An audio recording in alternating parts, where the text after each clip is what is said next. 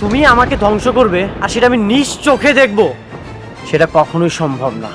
দেখবো না তুমি কি করতে পারো, যাও। কাজটা কি তোমাদের দেবে নাকি দেবে না? কাজটা আপনি দেন। জি, আমি রাতুল বলছি। এখানে অনেক ঘটনা আছে, আমি আপনার পরে সব খুলে রাখুন। আমরা আমাদের নিউ প্রজেক্টের দায়িত্বটা আপনাকে দিতে চাই। আমার শত্রুকে কাজ দিয়ে আমার এত বড় ক্ষতি করেছে, তার সাথে আমি আর কোনো সম্পর্ক রাখতে চাই না। শর্ত বেশি কিছু না, এই জুতাটা দিয়া নিজেকে গালে জুতা মার। তুমি কি আমার সাথে প্রতিশোধ দিচ্ছ? আসলে কি জানো, অকৃতজ্ঞরা কখনো উপকার স্বীকার করে না।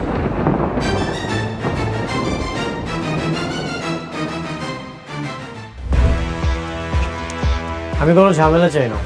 This is one way road. তোমাদের গাড়িটা রং সাইড আছে, তোমার গাড়িটা পিছাও।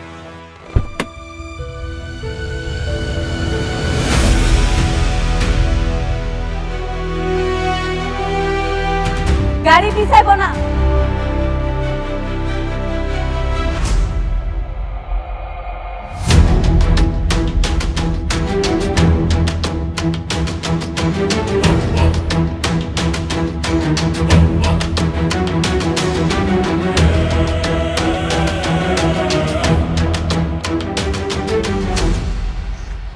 ও তুমি? পিঁপড়ার দেখি পাখা গজিয়েছে। পিঁপড়ার না, এই মেঘলার পাখা অনেক আগেই গজাইছে, সেটা আপনি দেখতে পান। ন্যূনতম পড়াশোনাটুকু তো করনি। কোনটা ওয়ান ওয়ে রোড কোনটা টু ওয়ে রোড সেটাও হয়তো জানো না। তোমার গাড়িটা রং সাইড আছে, তুমি গাড়িটা পিছাও। রাস্তা যাইটাই হোক, আমি একবার কইলাম না আমার গাড়ি এক পাও পিছাইব না, এটাই আমার শেষ কথা। নতুন নতুন গাড়িতে চড়ে কি অহংকার বেড়ে গেছে?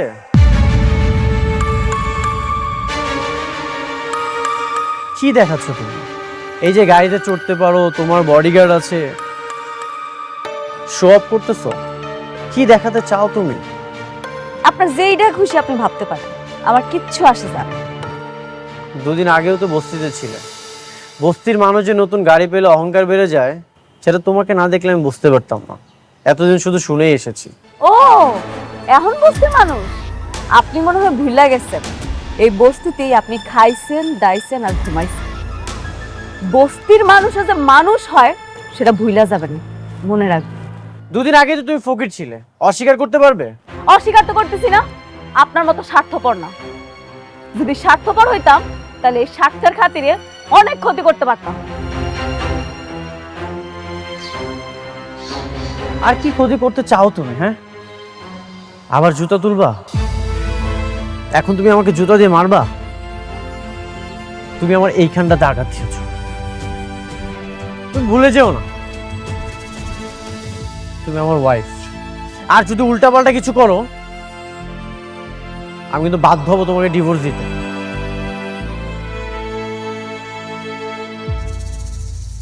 আর এমনিতেও আমি তোমাকে খুব দ্রুত ডিভোর্স দিয়ে দেবো। এভাবে একটা সম্পর্ক রাখা যায় না। আপনাদের মতো পুরুষ মানুষেরা কিছু পারেন আর না পারেন, ভালোবাসা মানুষের দুর্বলতায় আঘাত করতে পারে।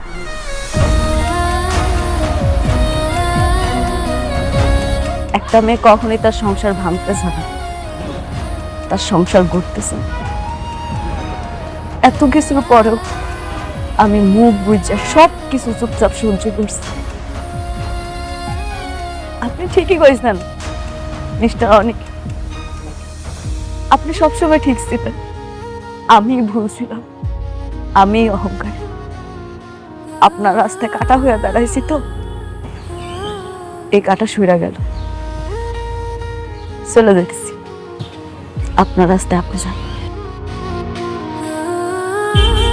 চলেন আপনারা।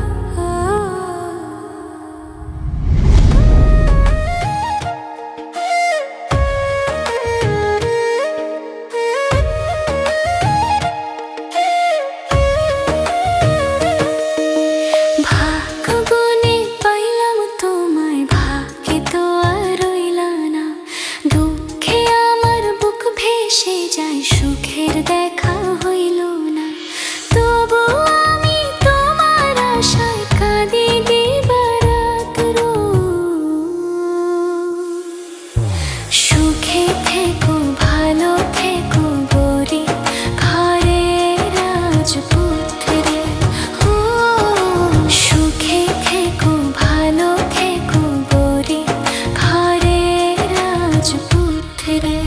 আঙ্কেল সব ডিল তো ফাইনাল, এখন শুধু সময়ের অপেক্ষা। কাজ করবো আর টাকা কামাবো। এবার আমি 100 কোটি টাকার মালিক হব। বাহ,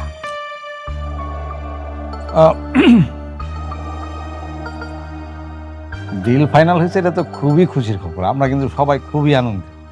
মানে হয়েছে কি, আমি ভাবছিলাম যে এই কাজটা শুরু করার আগে ওই শুভ কাজটা যদি সেরা ফেলাইতে, মানে যে তোমাদের বিবাহটা যদি ঠিক করে ফেলতে। আরে রাখেন তো আপনার বিয়ে, আপনারা সব সময় শুধু বিয়ে বিয়ে করেন।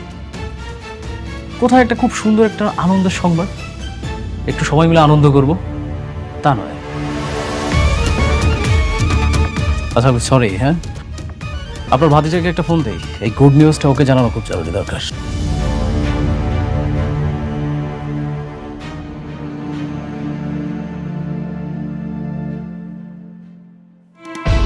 তুই আমাকে কেন কল করেছিস?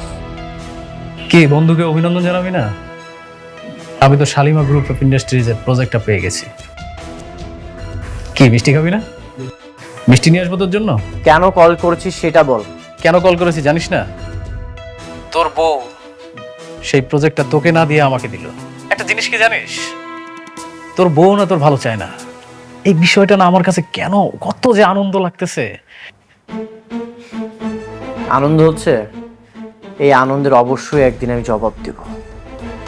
শোন, তুই আমার একটা চুলও ছিঁড়তে পারবি না। যদি ছিঁড়তে পারিস তাহলে ছিঁড়িস। তুই দেখবি একদিন আমি অনেক টাকার মালিক হব, কোটি কোটি টাকার মালিক। তখন তোর বড় লোক শ্বশুর আছে না, তোর বড় লোক শ্বশুরের থেকেও আমার একটা বড় কোম্পানি থাকবে, আর তুই আস্তে আস্তে ধ্বংস হয়ে যাবে। ঠিক আছে, আমিও দেখতে চাই তুই আমার কি করিস। তোদের সবাইকে আমি একে একে জবাব দেব, কেউ রেহাই পাবি না। আমি অপেক্ষায় থাকলাম তোর কল্পিত সময়ের, দেখবো তুই কি করতে পারিস। ওকে, গুড বাই, টাটা বন্ধু, ভালো থাকিস।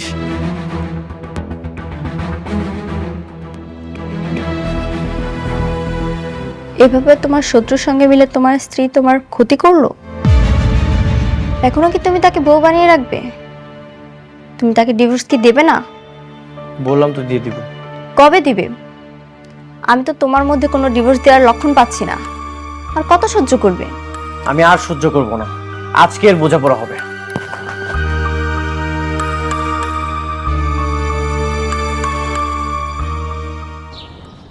মেঘলা, মেঘলা, মেঘলা বাইরে আসো।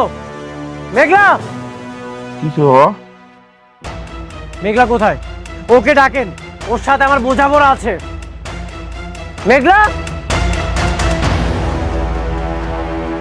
আমি এখানে। কি বোঝাপড়া আছে কম? আমার জীবনের সবচেয়ে বড় ভুল কি জানো? আমার জীবনের সবচেয়ে বড় ভুল হচ্ছে তোমার মতো একটা মেয়েকে বিয়ে করা। এটা আমারও ভুল। তোমার মতো কোটিপতির বিয়া কইরা আমি আমার জীবনটা শেষ করে ফেলাইছি। তোমার তো সৌভাগ্য যে আমি তোমাকে বিয়ে করেছি, আর এই যে আপনারা একটা অকৃতজ্ঞ। অকৃতজ্ঞ আমরা? কি করছি আমরা? আর তুমি আমাকে জন্য কি করছো? 7 তালা কি দালান বাইন্দা দিছ? আর এই দালানে আমরা শুয়ে বসে আরাম করি, দাসী বান্দিরা কাম করে, তাই তো? কি বললেন? আমি আপনাদের জন্য কি করেছি, কি করি নাই সেইটা বলেন। বাবারে, আমরা জানতাম না তুমি কোটিপতি, আর এটা যাই না আমাকে মেয়েরে তোমার কাছে বিয়া দেই নাই। শোনো, টাকা পয়সা দিয়া সবকিছু হয় না, সবকিছুর মাপকাঠি না। ও আচ্ছা, এখন টাকা দিয়ে কোনো কিছু মাপকাঠি হয় না। এই যে আপনারা আমাকে ধ্বংস করার প্ল্যানিং করেছেন। প্ল্যান? কি কাব্বা? শোনো, তোমারে নিয়ে যে প্ল্যান করমু এই সময় আমগো নাই। সেই সময় আমাকে নিয়ে কেন থাকবে? এখন তো তোমার সব সময় নাইট ক্লাবের সেই রং বেরঙের মানুষদেরকে নিয়ে। এখন তো তোমার চলাফেরা বড় বড় অফিসার, বড় বড় পোস্টে যারা আছে তাদের সাথে। অনেক সামলা কথা কও। আমার বস্তিতে আইয়া তুমি আমারে অপমান করবা, তোমারে আমি ছাইড়া দিমু? এমন মাইয়া আমি না। তুমি নষ্টামি করে বেড়াবা আর আমি তোমাকে নিয়ে কিচ্ছু বলবো না, এটা তুমি কল্পনা করলে কিভাবে? আমি তোমাকে আজকে ফাইনাল ডিসিশন জানাতে এসেছি। ফাইনাল ডিসিশন আমি জানিয়ে দিই। ডিসিশন? কি কি ডিসিশন তুমি দিতে চাও শুনি? আমি তোমাকে ডিভোর্স দিতে চাই। আমি তোমাকে ডিভোর্স দিয়ে আমার ভুল থেকে আমি মুক্তি পেতে চাই। আমি সেই দিনই বুঝতে পারছিলাম, যেদিন তুমি আমার চোখের সামনে টাকার জন্য আরেকটা মেয়ের বিয়া করে ফেলাইছো। আমি তোমার সেই দিনই মুক্তি করে দিছি। এইভাবে না, আমার অফিসিয়াল ভাবে মুক্তি চাই। আমাদের যে কাজে বিয়ে পড়িয়েছিল তাকে বলেন সব ডিভোর্সের পেপার রেডি করতে। আমি আপনাদের সাথে কোনো সম্পর্কই রাখতে চাই না। আমাকে ধ্বংস করার জন্য নিজের ইজ্জতটা ব্যবহার না করলেও পারতে। তুমি যে এতটা খারাপ সেটা আমি কখনোই কল্পনা করিনি।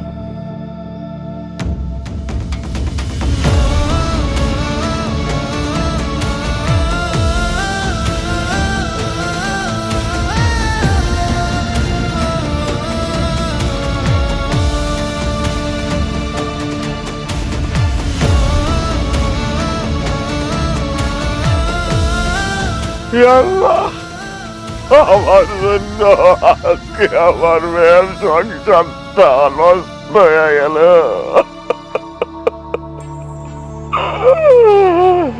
এই জন্য আমি দায়ী। আমার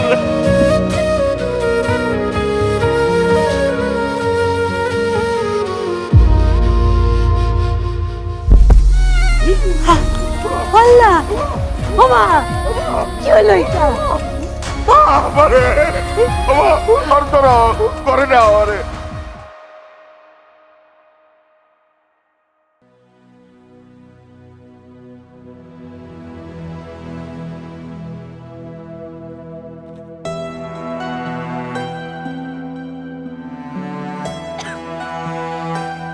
আপনার বমি বমি ভাব হয়?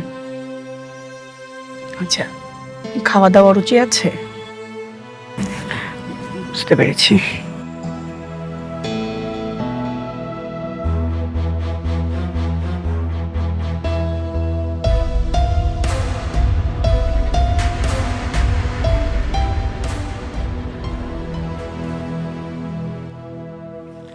আপনার স্বামীকে খবর দেন, খুশির সংবাদ আছে। আপনার স্বামীকে বলেন মিষ্টি নিয়ে আসতে। কি সুখবর ডাক্তার সাহেব?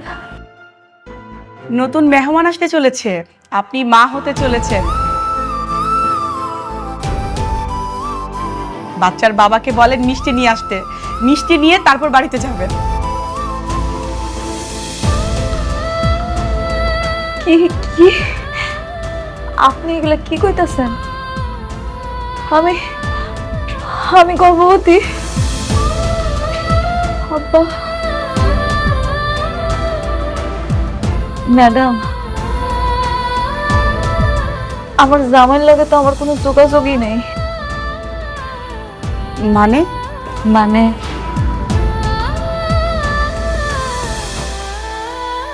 আমার জামাই আরেকটা বিয়ে করছে, এখন সে আমার ডিভোর্স দিতে চায়। তাহলে তাহলে আমার সন্তানের এখন কি হইব? প্রেগনেন্ট অবস্থায় তো স্বামী স্ত্রী ডিভোর্স হয় না। আপনারা নতুন করে আবার সিদ্ধান্ত নেবেন। কিন্তু ওর জামাই তো ওর সাথে থাকে না। যে নতুন বিয়ে করছে সেই জায়গায় ওর জামাই থাকে, ওর নামই শুনতে পারে না।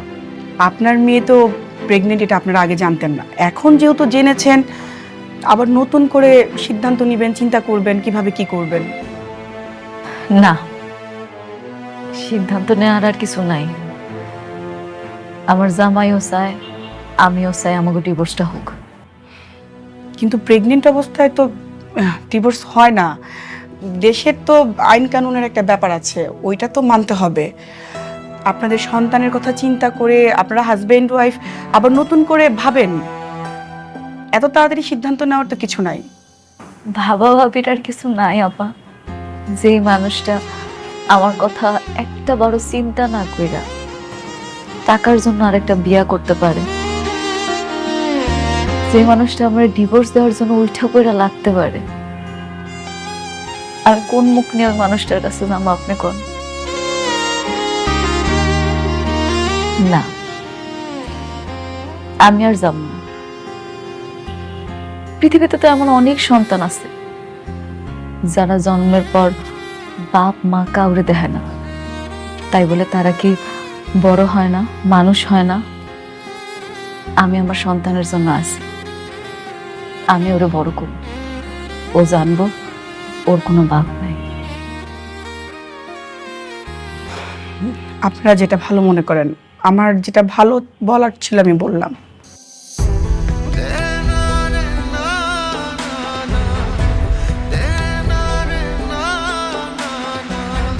ঠিক আছে ডাক্তার আপা, আসি। আব্বা চলো।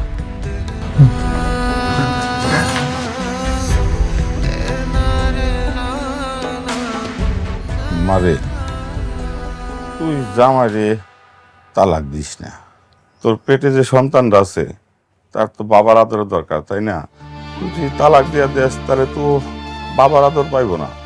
আব্বা, তুমি এগুলা কি কইতেছো? তুমি মনে হয় জানো না অনেক কি চায়। তোমার কি কিচ্ছু মনে নাই? তুমি দেখলা না ওইদিন সবার সামনে ওই কেমনে আমাদের ডিভোর্স দিতে কইলো? মনে থাকবো না কেন, কিন্তু তোর পেটে সন্তানের কথাও তো ভাবা লাগবে। কোনো দরকার নাই মা, কোনো দরকার নেই।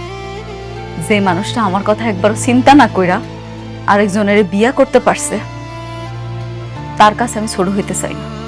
আমার ভাগ্যে যা আছে তাই হইল। কিন্তু ডাক্তার যে কইলো পেটে বাচ্চা থাকলে নাকি স্বামী স্ত্রী তালাক হয় না। কোনো না কোনো ব্যবস্থা তো ঠিকই করতে হইব। দরকার পড়লে আমি উকিলের লগে কথা বলবো। মারে, তুই একটু জামাই বাবাজির সাথে কথা বল। না, কোনো দরকার নেই। আমার পেটের সন্তানের কথা ওরা আমি কিচ্ছু কম না। সময় হলেও ঠিকই টের পাই। দেখ, যেটা ভালো মনে করো।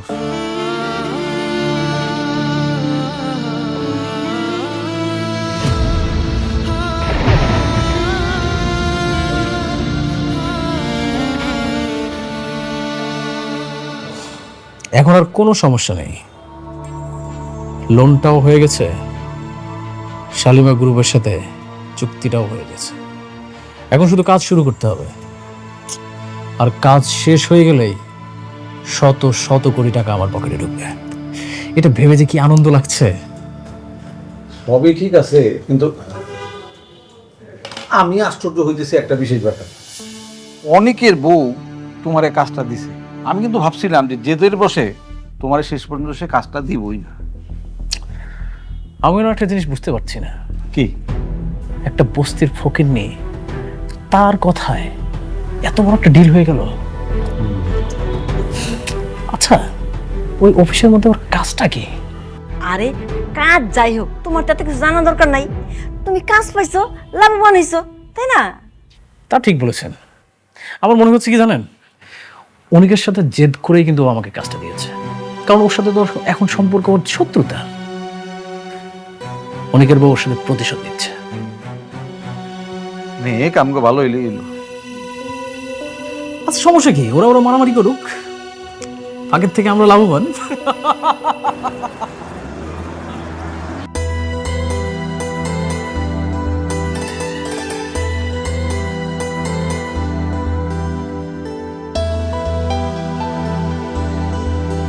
কি ব্যাপার, আপনারা সবাই এখানে খাড়া রয়েছেন যে?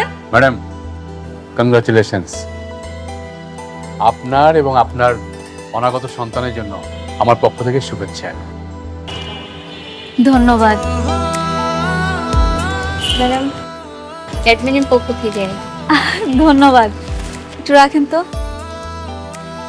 Madam, marketing.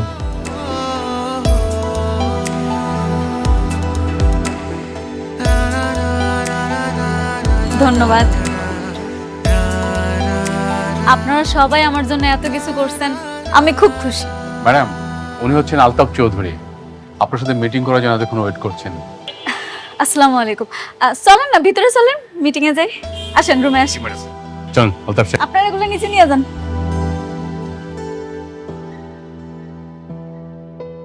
বসেন বসেন। ঠিক আছে। আপনার বাবার সাথে আমি দীর্ঘদিন ব্যবসা করছি, উনি আমাকে খুব পছন্দ করতেন। এই আপনার কথা আমি ওনার কাছে শুনছি। তো ভাবলাম অফিসে গিয়ে একটু দেখা করি, পরিচিত হই। ও আচ্ছা, আপনারা দেখে আমার খুব ভালো লাগছে। ভেবেছিলাম শাকের চৌধুরীর মেয়ে অনেক মডার্ন, আধুনিক হবে, কিন্তু আপনাকে দেখে তো তা মনে হয় না। কেন, আমার দেখে কেমন মনে হয় আপনার? মনে তো হয় বস্তির থেকে এসছে।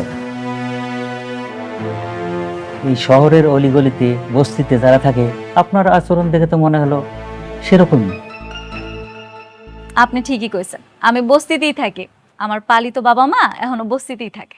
আপনার মতো একজন কোটিপতি বস্তিতে থাকবে, এটা তো মানাই যায় না। বস্তিতে তো থাকে গরিব ফকিন্নিরা, আপনি তো গরিব না। তাতে কি হয়েছে? আপনারা কইলাম না ছোটবেলা থেকে ওখানে মানুষ হয়েছে, এই জন্য হেনেই থাকি। আলতাফ সাহেব, আমরা এই বিষয়ে আলোচনা না করে আমরা ব্যবসায়িক আলোচনাটা সেরে ফেলি। ও শিওর।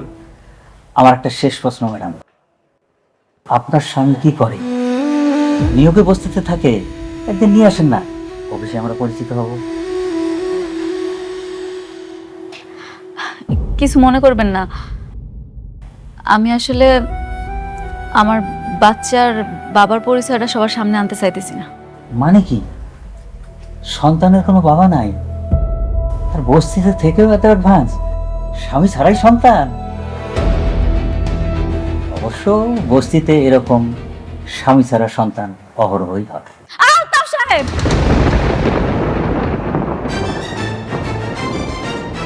আপনি মুরব্বী মানুষ, আর তাছাড়া এই অফিসের সবচেয়ে পুরনো ক্লায়েন্ট। আপনার সাথে আমি খারাপ ব্যবহার করতে চাইতেছি না, ভালোই ভালোই বলতেছি। আপনি এখন আসতে পারেন স্যার। রিল্যাক্স, মাথা ঠান্ডা করেন। ম্যানেজার সাহেব, ম্যাডাম। আপনি উনারে এক্ষুনি এখান থেকে চলে যেতে বলেন, নাইলে কিন্তু। জি ম্যাডাম। আলতাফ সাহেব, আপনার কি কোনো কমন সেন্স নাই? হ্যাঁ, আপনার সাথে আমাদের সমস্ত ব্যবসা বন্ধ। যান, আপনি কিন্তু জানতে কিনতে। রমজান সাহেব, বস্তি থেকে উঠে আসা একটা মেয়ের জন্য আমাকে অপমান করতেছেন, আমি কিন্তু দেখে নেব। এটা আপনার প্রাপ্য ছিল। যান, আপনি বেরিয়ে যান। আরে জি ম্যাডাম। এই ভদ্রলোকটারে অফিস থেকে বাইর করে দাও, এরপরে যাতে অফিসের ত্রিসীমানা না দেখি, ঘাট ধাক্কা দিয়ে বাইর করে দিবা। জি ম্যাডাম। ওঠেন। আমার হবে না ম্যাডাম, আমি এর প্রতিশোধ নেব।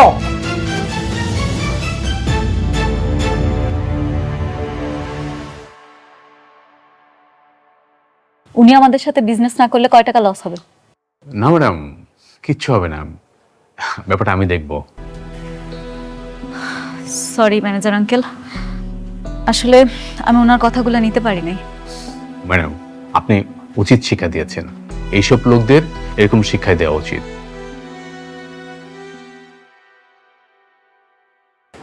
আসসালামু আলাইকুম। ওয়ালাইকুম আসসালাম। কি নেবেন দেখুন। দেখো কি পছন্দ হয় তোমার।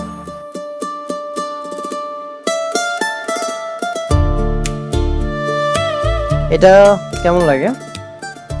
না, ভালো লাগছে না, অন্য কিছু দেখ।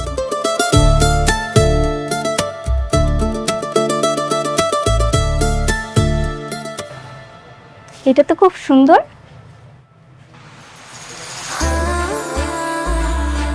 এটা তোমার পছন্দ হয়েছে? হ্যাঁ। সরি স্যার, এটা আসলে বিক্রি হয়ে গেছে। কি বলছেন বিক্রি হয়ে গেছে মানে? মাত্রই তো আমি হাতে নিলাম, হাতে থাকা অবস্থায় কিভাবে বিক্রি হয়ে গেল? আসলে স্যার, আপনার আগে একজন কাস্টমার এটা নেবেন বলে কনফার্ম করেছে। আমি এখন এটা প্যাক করব। এটা কত টাকায় সেল করেছেন? শাড়িটার দাম 2000 টাকা। 2000 টাকা? ঠিক আছে, আমি আপনাকে 10,000 টাকা দিচ্ছি। দেখেন, এটা আমার ওয়াইফ পছন্দ করেছে, যে কোনো মূল্যেই হোক এটা আমি নিতে চাই। আসলে স্যার, সবকিছু তো টাকা দিয়ে কেনা যায় না, তাছাড়া এটা অন্য কাস্টমার নেবেন বলে কনফার্ম করেছে। কে নিয়েছে? ওইটা আমি নিছি।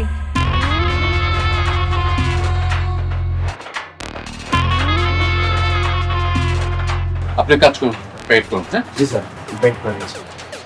চলো আমরা চলে যাই।